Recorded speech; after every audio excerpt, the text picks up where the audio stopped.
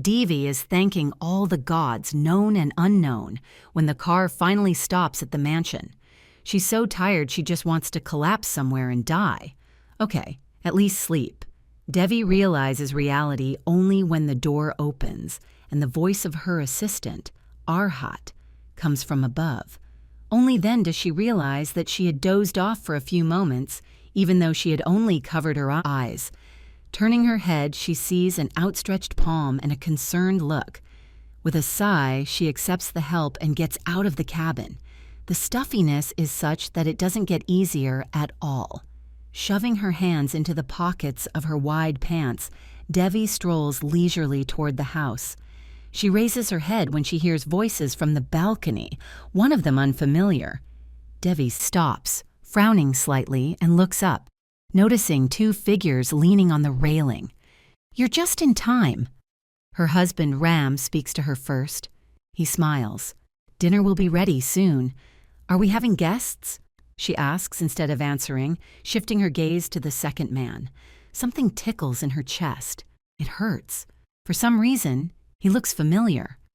Really, Devi has no idea where she might have met him, or when. "I'll introduce him at dinner," Ram said. Then his face becomes troubled. "You'll come down, won't you?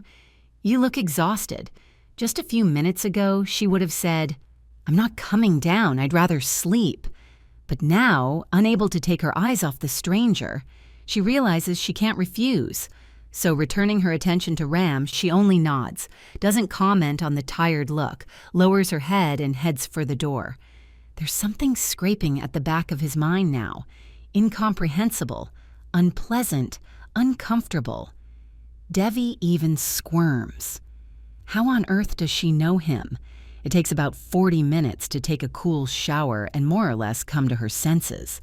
The urge to sleep fades, but the fatigue remains in place. However, not going down to see a guest is a bad tone, so Devi gathers her will in a fist and climbs out of the bedroom. "I'm sorry I'm not in full dress," she says, as she crosses the threshold of the dining room and approaches her seat on Ram's left hand. "I'm too tired to make up." Devi lands on a chair, facing her guest and meeting the gaze of ice-blue eyes. Once again, she catches herself in the feeling that she knows this man from somewhere. Only her brain doesn't want to strain to remember at least someone similar. Ram distracts her from her musings. His ringed fingers encircle her chin, forcing her to turn toward him. He tilts his head slightly to the side and arches his eyebrows. "Oh gods, I forgot." Devi immediately wraps her palm around his and drops it onto the table, squeezes it tightly, trying to focus his attention on the touch and on her. "Don't get worked up." "Who did this?" "The police have already taken him away." "I'm fine, calm down. I'm a journalist, Ram, come on, it's like it's the first time." But it's too late to appeal to his judgment. He hates it when someone hurts her, especially in this way. It blows his mind as soon as he finds out someone has hurt Devi. Now was no exception. A moment later, Ram, apologizing to Christian, that's what he called the guest, grabs the phone off the table, rises, and disappears out the door. "You're really all right, aren't you?" Christian asks suddenly, breaking the silence. Devi sighs. She touches her finger gently to the cut under her cheekbone, pulls her hand away. She shakes the memory of this morning out of her head. Some psycho waiting around the corner to attack her. Another asshole hired by another asshole whose opinion of her articles, where she writes the ugly truth, is far from positive. Suddenly, Devi realizes that there's no desire to even put on a smile. Apart from the fact that there is simply not enough energy to do so. On the contrary, she wants to open up, tell the truth, confess how she really feels, and such a desire is perplexing. Devi has never been a very open person, especially with people she barely knows, so it's unclear what's suddenly going through her head right now. "Physically, yes, more than that," she replies, pulling her cup of tea toward her and leaning back in her chair. "But morally, will you rat me out to Ram?" Christian smiles weakly and shakes his head. Then he puts his palm to the left side of his chest. "I solemnly swear what is said in the dining room stays in the dining room." Devi grins. She takes a sip of tea, runs her tongue over her lips. Tired. She admits to Christian what she couldn't even admit to herself. Tired like hell. I was shot last month and I almost died. I had a fight with Ram, but even then I didn't quit the magazine. But sometimes I want to. Sometimes I think I should settle down at home, become a housewife so I don't get killed. And I can't. Or I don't want to. Even though I know I could be stabbed at any moment, I can't sit at home and keep quiet. I can't give up my job. Ram must have just accepted his fate, Christian said, interlacing his fingers and resting his chin on them. The corner of Devi's lips twitched upward just the slightest bit. I guess. Now he just finds the offenders and punishes them. To the full extent of the law? I hope the law. Devi sighs again and rubs her forehead with the pads of her fingers. Takes another sip of tea. Are you and Ram partners? Friends? A little of both. Tell me, I don't want to think about that psycho anymore. Okay, Divya. They dive into a new topic and almost miss the moment when the still angry Ram returns. It's not until after dinner that Devi wonders if she's had time to introduce herself to Christian.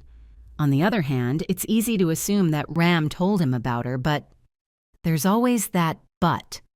A week later, Devi finally gets a vacation, a whole day. After an overloaded day, it's hard to get used to the idea that you can devote all your time from morning to night to yourself. So the first thing Devi does after breakfast is to go to her favorite place in the house, the library. She leaves her phone and other gadgets in the bedroom as usual. There should be only books and her in the library. Well, sometimes Ram, though usually on weekends he prefers not to touch it. Mostly, of course, because he's working these days. The only downside to her book temple is the high shelves. There's nothing horrible about them themselves, but the problem is that you need a ladder to get up there. And 10 times out of 10, Devi falls from there. She has no idea what it is. It's like a curse. But every time she climbs up, something goes wrong and Ram has to catch her. Only he's not home, and the top shelf book is desperately needed. Devi puts her hands on her waist. Well, maybe nothing will happen now, huh?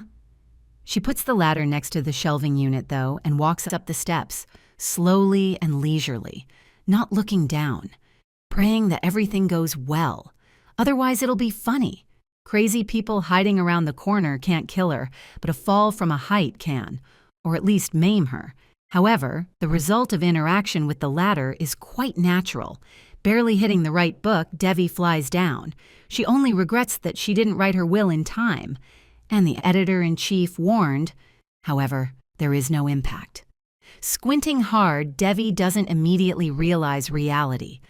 Only a few minutes later, she realizes that she is not collided with the floor and that someone's strong hands are holding her.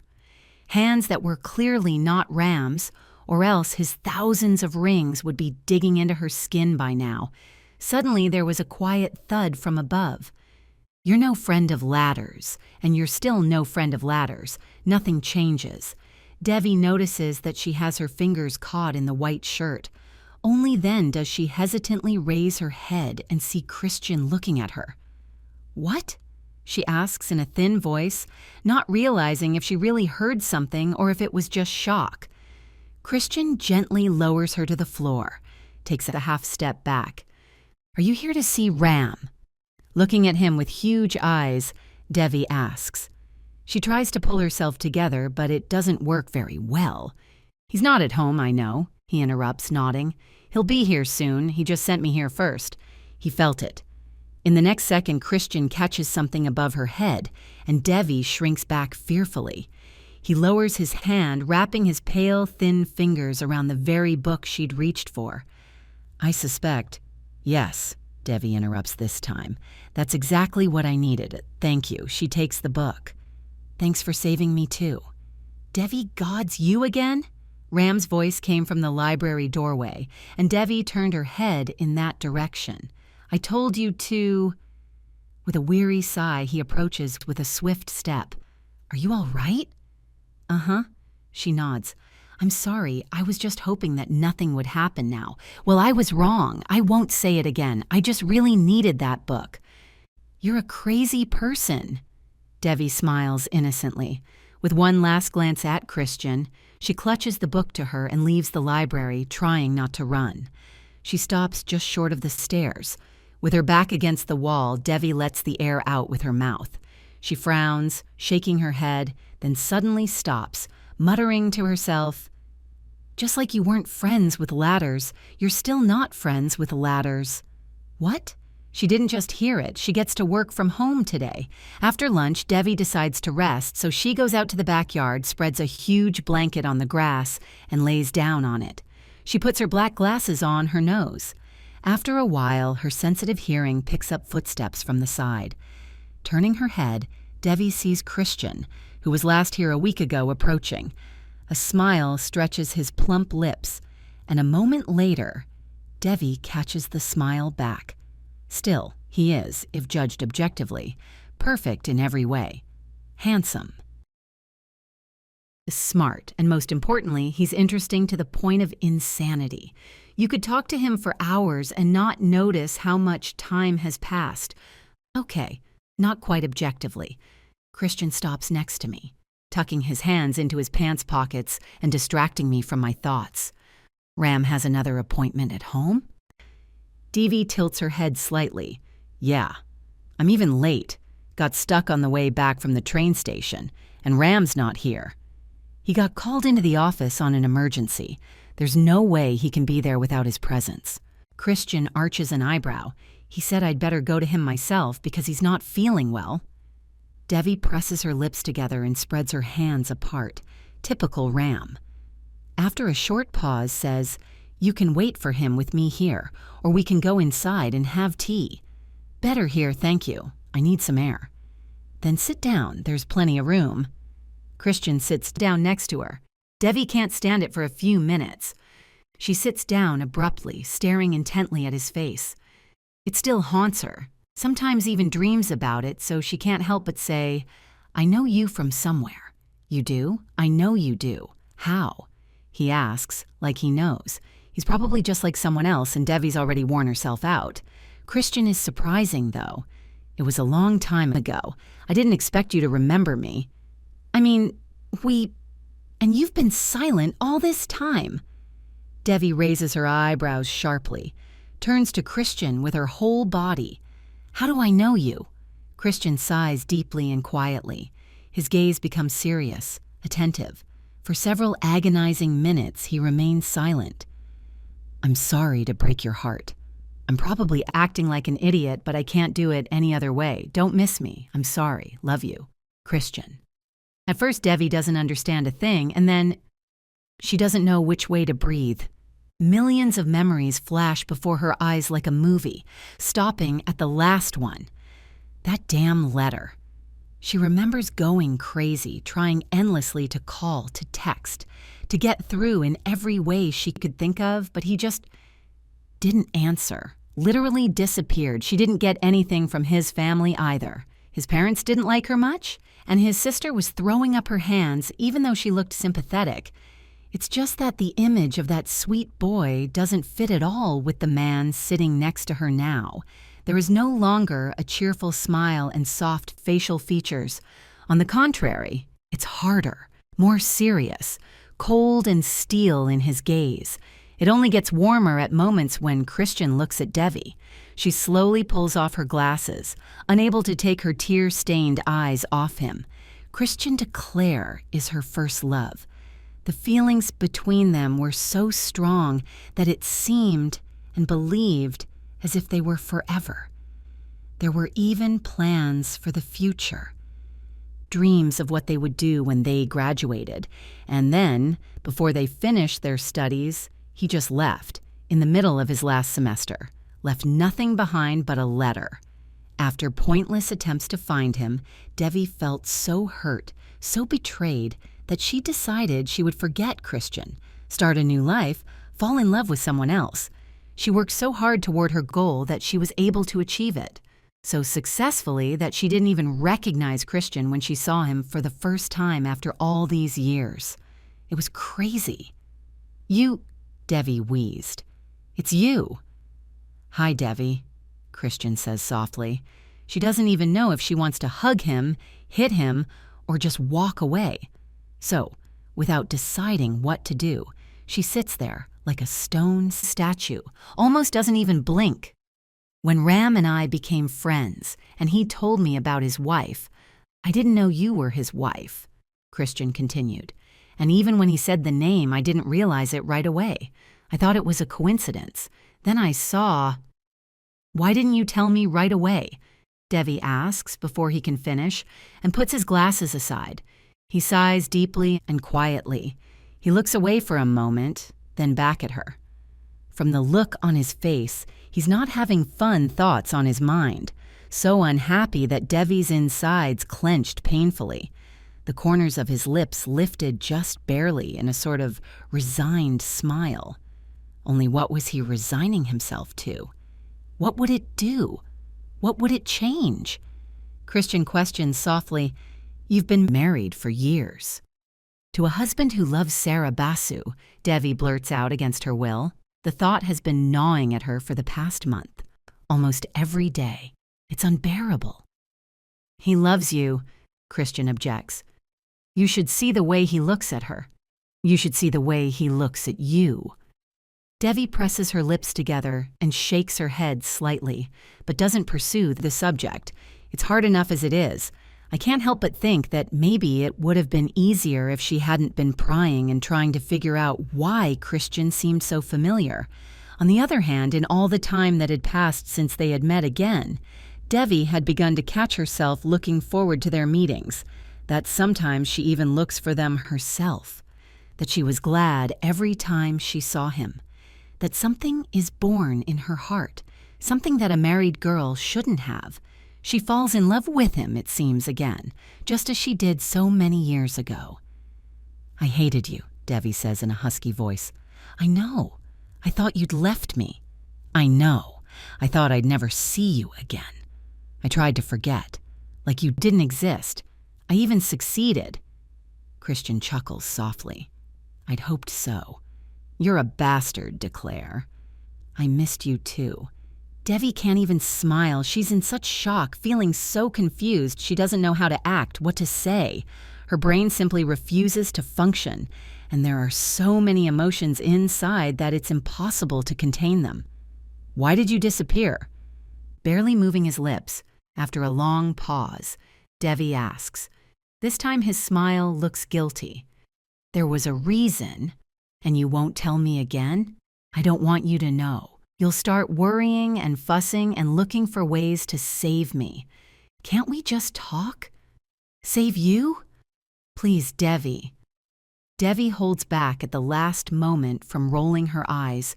She remembers from their past that if he doesn't want to say something, there's nothing you can do to get it out of him. So she just agrees, nodding silently and pleased to see a genuine smile on his face, reminiscent of the Christian she once knew. Then she fails to control herself after all and hugs him. It hurts, and good. It's not until a couple weeks later that Devi finally admits it. She's really in love with Christian. Again, it's as if those feelings in her never died, but were waiting for him to reappear in her life. That's why she feels outrageously beautiful when he's around and terribly guilty when Ram is around. Devi feels like she's cheating on him just thinking about Christian. And it's even worse when she thinks he knows how she feels about another man. With his insight and how well he knows her, only she can't help it, especially now, today, on the day of some charity party, where criminally rich people glare at each other with white, insincere smiles and measure their purses. Next to her is an enviously handsome husband who pays no attention to anyone's deep cleavage and schoolgirl-level pussyfooting, and Devi is looking in a completely different direction. To be fair, the other side can't take her eyes off her either. Devi draws in air with her nose and still forces herself to look away. Sure, Christian's suit suits him too well, but that's no reason to stare at it endlessly and give the more attentive guests something to gossip about.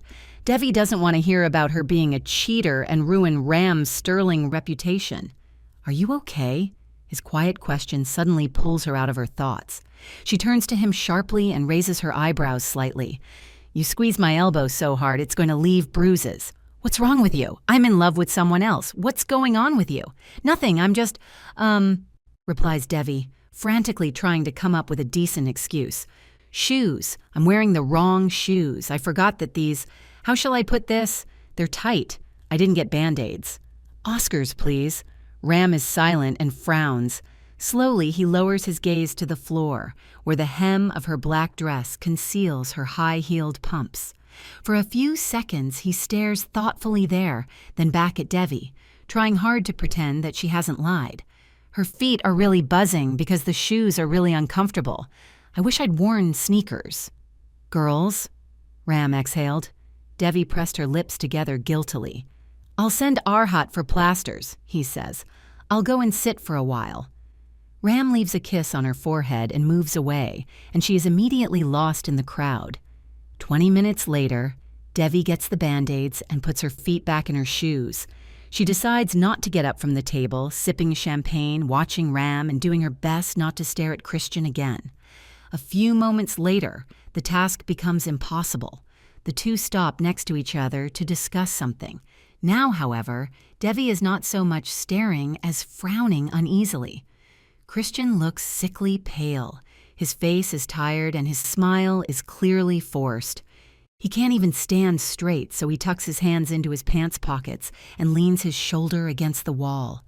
From now on, she watches him without taking her eyes off him. Even when Ram is sitting next to her, and she rests her head on his shoulder so that he does not immediately notice where his prodigal wife is looking. Another important person who wants to discuss another important topic with Ram sits down at their table and grabs his attention. Devi notices that Christian is not feeling very well. She suddenly realizes that there have been times before when his not-so-healthy appearance caught her eye. However, he had explained it by insomnia or some kind of nervousness related to work or his mother who would not leave him alone. Just because of all that, could it really be that bad looking? What did he say in there? Would she start looking for ways to save him? Save?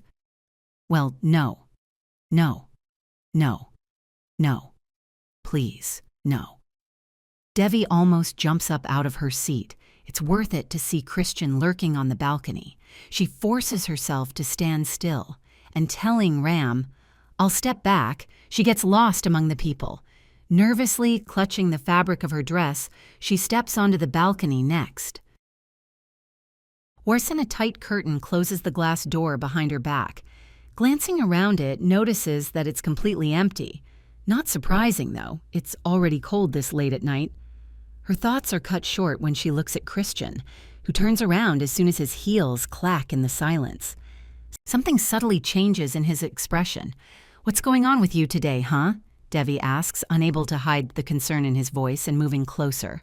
Tell me the truth. Tell me I'm wrong. Christian pulls his jacket off his shoulders and, when she stops beside him, puts it on her, forcing her hands into the sleeves. Looking into her eyes, he fastens one button. A moment later, he wraps his palms around Devi's face and, coming forward sharply, kisses her. Kisses her. Now she should be outraged. She must. Push him away. Tell him she's married, that anything reasonable. Only her traitorous body does the exact opposite, responds by opening her mouth and making the kiss deeper. Damn how much she loves him and how she hates herself. The conflicting emotions are tearing her apart. Leaving one palm on her cheek, Christian slides the other down to her waist, turns Devi's back to the railing, takes a step, presses her against it. She digs her fingers into his shoulders, seriously afraid she'll fall, because she's trembling, and her legs are so weak she can't trust them. Tongues entwine, bodies flush against each other so hard they want to stick together forever. Brains shut down, ignoring reality to the fullest, and it doesn't matter that there's a crowd of people literally across the wall and anyone could walk in. Christian runs his fingers through Devi's dark hair, which, thankfully, she hadn't braided into any nice hairstyles today. Her arms wrap around his neck, her breasts pressing against his chest. Devi is almost up on her toes now. Christian bites her bottom lip lightly, moving his kisses down to her chin, her neck. and stops. His hot and frequent breath travels over her skin, sending goosebumps up her spine, his fingers clenching tighter around her waist. Devi is afraid to open her eyes and suddenly realize she's imagining or dreaming. She's pounding, and she has no idea how to breathe normally again. Only her mind slowly realizes what's happening right now, where she is, who she's with, and what she's doing. Inside, happiness and guilt are once again mixed together. Christian, leaving a kiss on her neck, straightens up nonetheless. Meeting Devi's gaze as she finally finds the strength to open her eyes, he tucks her hair behind her ears in an affectionate motion, running his thumbs over her cheeks. His piercing and sad gaze hurts. She doesn't even want to ask what it was all about. "You don't want to answer questions again," Devi says in a hoarse whisper. "I love you, and no, it really hurts now. I know it's selfish. I didn't have to explain why I seemed familiar to you. I didn't have to see you. I didn't have to talk to you. And now I don't have to admit that I love you. But I certainly wouldn't have changed anything. And I'd do the same thing again if I could go back in time. I'm completely selfish, obviously. I won't even apologize. I don't feel guilty. It's like you're saying goodbye." Christian lifts the corners of his lips slightly. "I am saying goodbye." Devi rounds her eyes. "I'm leaving in a couple of days. Just finishing up some things, that's all." "Why?" is the only thing she gets to ask.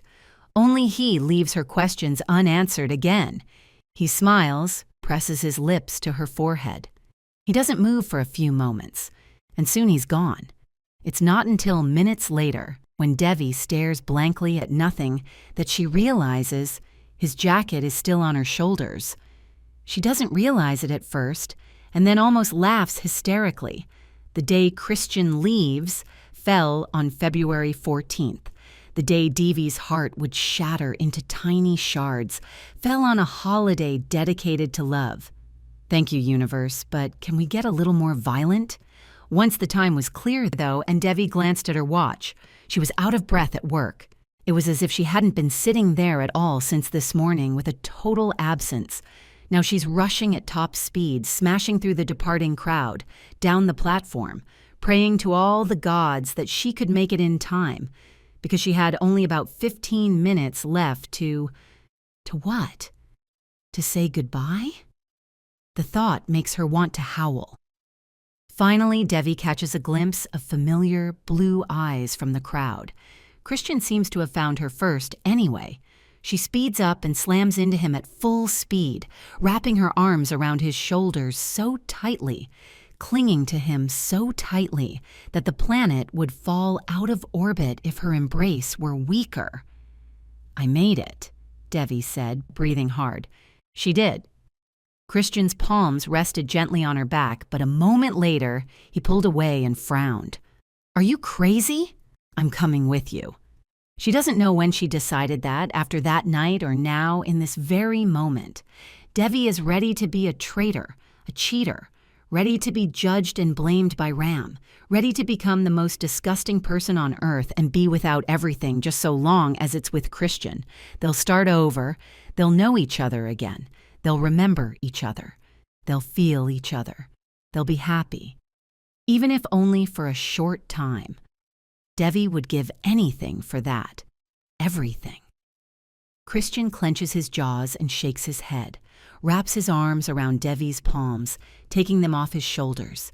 Pain and anger flash across his face at the same time. "No, Christian! Devi! No, please don't give up on me. Just for now." The scream comes out with a sob. She just can't hold it in anymore. She wants to sob and tear the whole place apart. Why did he show up again if he's leaving again? "You're not even without your stuff," he says, the stupidest thing in the world. "I don't give a damn." "I'm sick, Devi," Christian snaps, cutting her off abruptly. Then, sighing noisily, he pulls himself together. "It's incurable. I disappeared even then because I knew I was sick. I've been trying to get treatment. All these years, it's no use. I've got 3 weeks left." "I know, I figured it out. I also got to your doctor and got him to tell me everything. But you really are a complete egomaniac. A total egomaniac. You're a total asshole. You could have stayed. You could have stayed.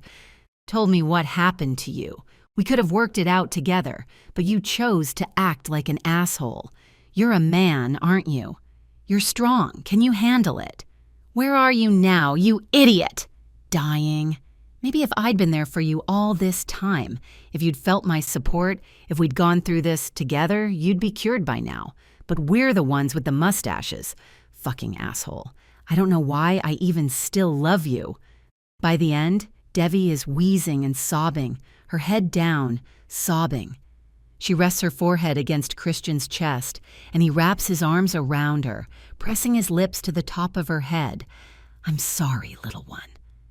She squints, trying to pull herself together.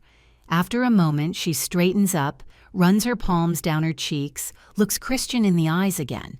I'll stay with you. I'm coming with you. I don't care how long you have left. I'll find other doctors. There's always a chance. No, and I can't be operated on. I'm a goner. Then I'll spend the rest of my time with you. He's silent for a minute before he says, Come back, Devi. She can't control her voice at first. Her throat tightens. Then she manages to squeeze out, You still want me out? Do you want to see me off? To organize a funeral? I want to, if this is all we have left. With your efforts. I don't want to.